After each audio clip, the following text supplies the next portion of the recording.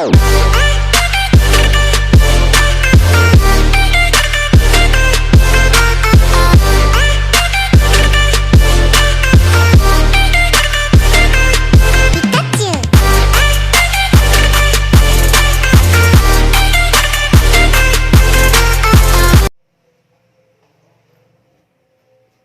assalamualaikum warahmatullahi wabarakatuh. Waalaikumsalam warahmatullahi wabarakatuh. Bapak ulangi karena belum semuanya menjawab. Salam dari Bapak. Assalamualaikum warahmatullahi wabarakatuh. Waalaikumsalam warahmatullahi wabarakatuh. Anak-anakku sekalian, sebelum pelajaran kita mulai, alangkah baiknya semuanya duduk di tempatnya masing-masing agar semuanya kondusif dan pelajaran berjalan dengan lancar. Baik, Pak. Baik anak-anak, sebelum kita mulai, marilah kita berdoa agar ilmu yang akan kita pelajari nantinya akan barokah dan juga bermanfaat bagi kita maupun bagi masyarakat. Dengan berdoa ini kita akan membuktikan bahwa kita itu orang-orang yang beriman, yang menjadi pembeda kita antara pelajar-pelajar lainnya di luar negeri yang konotasinya bahkan ateis ataupun tidak beragama seperti orang-orang yang ada di Jepang, Cina maupun yang lainnya. Nah, Asraful Alam silakan dipimpin berdoa. Persiapan berdoa. Berdoa mulai. A'udzu billahi minasy syaithanir rajim. Bismillahirrahmanirrahim. Alhamdulillahi rabbil alamin. Ar-Rahmanir Rahim. Maliki yaumiddin. Iyyaka na'budu wa iyyaka nasta'in. Ihdinas siratal mustaqim. Siratal ladzina an'amta 'alaihim ghairil maghdubi 'alaihim waladdallin. Amin. Raditu billahi rabba wa bil islami dina wa bi Muhammadin nabiyya wa rasulah. Rabbi zidni ilma warzuqni fahma. Amin ya rabbal alamin. Amin amin ya rabbal alamin. Semoga apa yang akan kita pelajari nantinya akan bermanfaat dunia dan akhirat. Baik, untuk materi kali ini adalah materi akikoh. Namun sebelum memulainya kita absensi terlebih dahulu. Kira-kira gak usah absensi terlalu panjang ya. Kita cek teman sebangku ada yang tidak masuk atau tidak. Nihil, Pak. Hadir semua. Oh ya, siap. Baik, sebelum mata pelajaran kita mulai, Bapak akan menyinggung mengenai materi minggu kemarin. Nah, masih ada yang ingat materi minggu kemarin? Lupa, Pak. Oke, Bapak akan menjelaskan sedikit atau mengulas materi mengenai hewan kurban atau pelaksanaan kurban kemarin. Nah, anak-anakku sekalian, kurban atau Hari Raya Idul Adha identiknya ya yang kita ketahui. Nah, kurban ini berasal dari bahasa Arab yakni qoriba yaqoba kurban, yang artinya yakni dekat. Dekat di sini yang dimaksud seperti yang minggu lalu Bapak sampaikan yakni mendekatkan diri kepada Allah Subhanahu wa taala dengan melaksanakan perintah-perintahnya. Perintah apa? Perintah berkurban. Nah, anak-anakku sekalian, perintah berkurban ini adalah ajaran Nabi Ibrahim, namun sudah dilaksanakan jauh sebelum Nabi Ibrahim, yakni tepatnya pada zaman Nabi Adam alaihissalam yang memerintahkan putranya Habil dan Qabil untuk berkurban. Nah, anak-anakku sekalian, Bapak tegaskan sekali lagi dan Bapak ingatkan bahwa kurban ini dilaksanakan pada tanggal 10 Dzulhijjah setelah pelaksanaan sholat Idul Adha ataupun hari selanjutnya yakni hari Tasyrik tanggal 11, 12 maupun 13. Nah, anak-anakku sekalian, kalau orang tuanya mau berkurban, kita ingatkan untuk menyiapkan hewan kurban yang terbaik.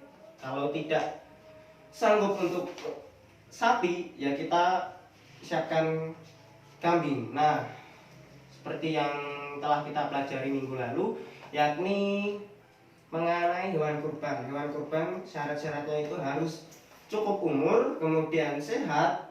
Sehat dalam arti tidak cacat, ya. Bukan berarti sakit, namun di sini adalah tidak cacat. Nah, untuk umurnya yakni jika seekor kambing maka sekurang-kurangnya yaitu 1,5 tahun atau 1 tahun lebih. Syarat yang paling utama adalah sudah tanggal giginya. Kemudian apabila seekor sapi maka umurnya yakni kurang-kurangnya yakni 2 tahun. Nah, biasanya sapi itu 2 tahun baru tanggal giginya.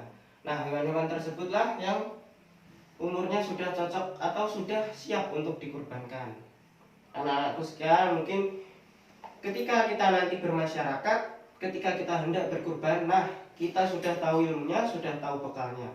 Nah, saya rasa anak-anak ini sudah terbiasa menjadi panitia kurban untuk hari raya. Nah, jangan lupa bahwa pembagian daging dari hewan kurban yakni 1/3 untuk mereka yang berkurban, 1/3 untuk mereka fakir miskin yang membutuhkan, kemudian 1/3 untuk panitia. Nah, namun di kalangan masyarakat kita itu ada yang tidak mau menerima daging kurban untuk yang berkurban. Nah, ditakutkannya nanti kalau di masyarakat kita itu kurbannya tidak diterima karena ikut makan daging kurban kita. Nah, itu Bapak tegaskan itu tidak menjadi masalah dan tidak menjadi sebab akibat diterima atau tidaknya sebuah kurban. Nah, untuk anak-anakku sekalian yang terlahir di zaman modern, kita sebagai orang-orang yang memiliki pengetahuan, kita harus menjadi pelopor atau penegas dan juga menyampaikan apa yang telah kita pelajari. Nah, jangan lupa anak-anakku sekalian untuk menyampaikan ilmunya. Iya, Pak. Baik, itu tadi sedikit pengantar dari Bapak untuk memulai pembelajaran kali ini tentang akikoh. Nah, sebelum beranjak ke materi, Bapak ingin tanya, ada yang tahu mungkin akikoh itu apa? Asraful tahu? Nganu, Pak. Itu belai wedhus pas 7 hari. Oh ya. Nah, yang disampaikan Asraful Anam ini benar adanya dan juga benar pendapatnya. Nah, anak-anakku sekalian, agama Islam adalah agama rahmatan lil alamin yang mana mensyariatkan umatnya atau menganjurkan umatnya untuk menyembelih hewan dalam rangka kelahiran seorang anak, baik itu laki-laki maupun perempuan, dalam rangka untuk mengajarkan ketauhidan, nilai-nilai ilahiyah, dan juga semoga anak yang dilahirkan nanti menjadi anak yang soleh dan solehah, kemudian memiliki kekuatan spiritual dan juga bermanfaat bagi masyarakat. Nah, anak-anakku sekalian, para ulama sepakat bahwa akikoh yakni menyembelih hewan dalam rangka adanya sebuah kelahiran seorang anak, baik itu laki-laki maupun perempuan. Nah, secara istilah yakni menyembelih hewan atas rasa syukur kita sebagai orang tua telah dikaruniai seorang anak, baik itu laki-laki maupun perempuan. Nah, diharapkannya tadi anak itu akan menjadi penerus keluarga yang soleh dan juga bermanfaat. Nah, anak-anakku sekalian, mengenai akikoh ini, sebelumnya Bapak mau tahu. Di sini mungkin ada yang sudah diakikohi atau sudah pernah bertanya kepada orang tuanya ataupun adik-adiknya. Belum pernah diakikohi, Pak. Oh ya. Ya, sudah, Pak. Bila ada yang sudah akikohi, alhamdulillah. Bila ada yang belum, nah itu tanggungan orang tuanya. Nah, anak-anakku sekalian, Untuk penyembelihan hewan akikoh ini dianjurkan pada hari ketujuh setelah seorang anak tersebut dilahirkan. Nah, apabila tidak bisa menyembelih atau belum ada rezeki yang hadir pada hari ketujuh setelah kelahiran, maka pada hari kelipatannya, yakni hari ke-14, apabila hari ke-14 ini masih belum ada rezeki, maka berlanjut ke hari ke-21. Apabila hari ke-21 ini juga belum ada yang bisa disembelih, kapanpun. Kapanpun ini diartikan para ulama yakni ke sewaktu-waktu ketika mendapatkan rezeki. Namun ada sebagian ulama yang menghukumi yakni sunnah muakkad. Nah, anak-anakku sekalian, untuk penyembelihan hewan akikah ini tata caranya sama seperti yang telah kita pelajari sebelumnya, baik maupun tata cara penyembelihan hewan maupun hewan kurban. Nah, itu sama, tata caranya juga sama, niatnya yang berbeda. Nah, anak-anakku sekalian, ketika menyembelih kita atasnamakan Allah Subhanahu wa taala.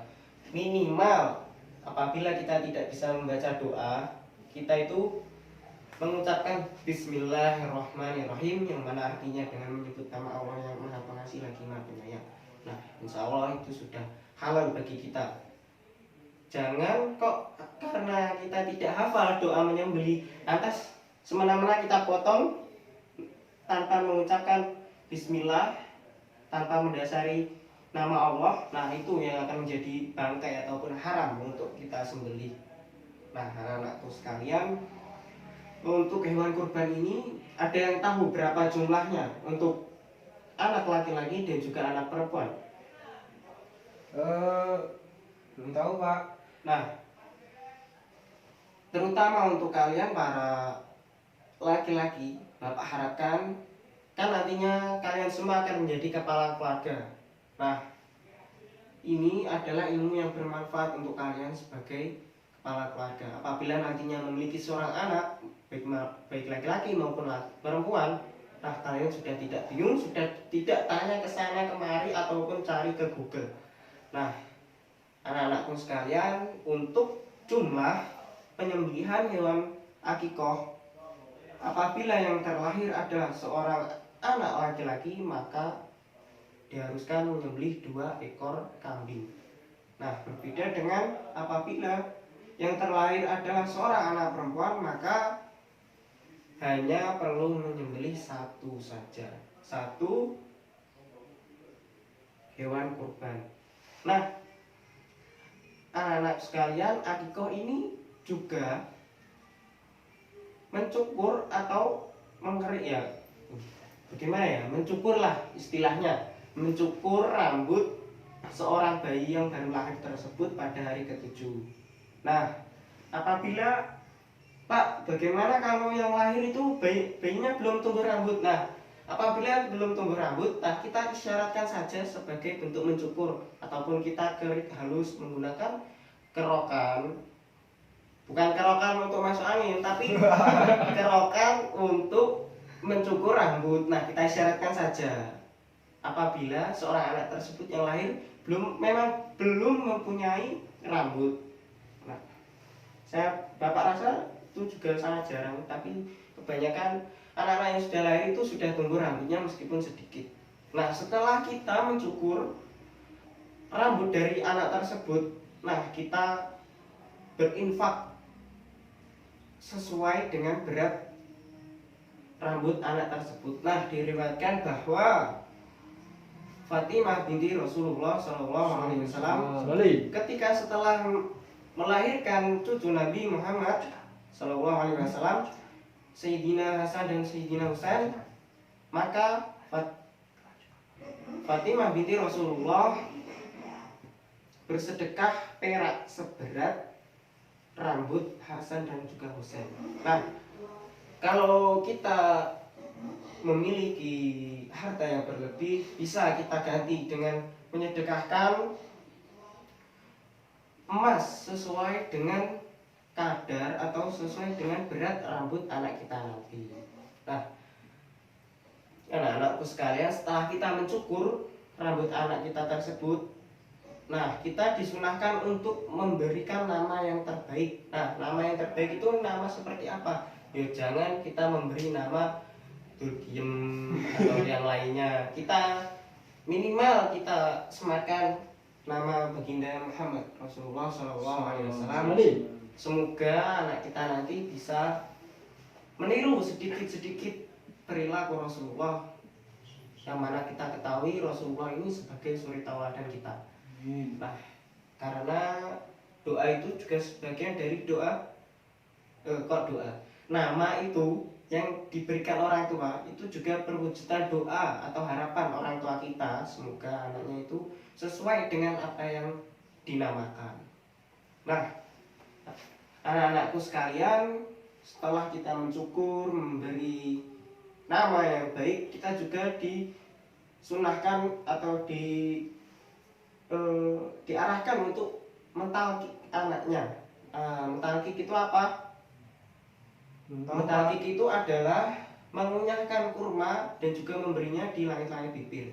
Nah, ketika kita mentalkik ini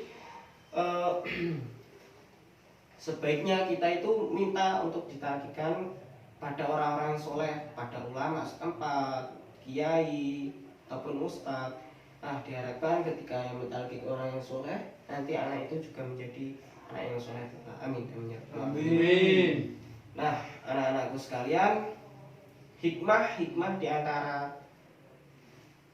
pelaksanaan akikah ini, yakni diantaranya sebagai bentuk rasa syukur kita kepada Allah Subhanahu wa Ta'ala, yang mana sebagai orang tua kita telah dikaruniai seorang anak, yang mana seorang anak ini adalah titipan Allah Subhanahu wa Ta'ala.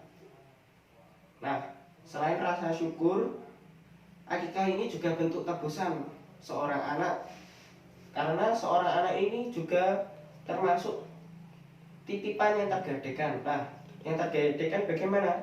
Yang harus ditebus dengan akikah ini. Nah, anak-anakku sekalian, di antara penjelasan Bapak tadi mungkin ada yang belum paham ataupun perlu dipertanyakan. Nah, silakan anak-anak bertanya lebih dahulu. Tidak ada, Pak. Nah, baik, benar tidak ada? Tidak ada. Oke, karena tidak ada yang bertanya, Bapak rasa ini sudah cukup. Tapi sebelum kita akhiri, Bapak tegaskan, semoga kita kelak ketika terjun ke masyarakat atau minimalnya menjadi orang tua itu bisa menerapkan akikah ini, karena akikah ini juga termasuk penting bagi anak kita ke depannya nanti. Nah, anak-anakku sekalian, semoga apa yang kita pelajari hari ini itu bermanfaat baik diri sendiri maupun bagi kedua orang tua, masyarakat kalau bisa. Amin. Semoga kita menjadi orang yang bermanfaat ke depannya. Semoga ilmu yang sedikit Bapak sampaikan ini bisa bermanfaat bagi anak-anak sekalian. Nah, ketika pelajarannya selesai, jangan dilupakan gitu saja ya. Iya, Pak. Setidaknya kita amalkanlah ketika nanti ada tetangga kita ataupun mungkin kita akan punya adik lagi, nah itu bisa kita terapkan ataupun minimal kita sampaikan kepada orang tua kita. Akikah itu seperti ini loh Pak, ini Bu yang saya pelajari. Nah, yang benar itu seperti ini, seperti itu. Kita dengan mengarahkan seperti itu, insya Allah ilmu kita bermanfaat. Nah, Bapak rasa sudah cukup ya, karena akan berganti jam.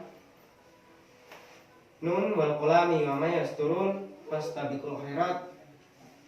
Wassalamualaikum warahmatullahi wabarakatuh. Waalaikumsalam warahmatullahi wabarakatuh. And I don't want the world to see me, 'cause I don't think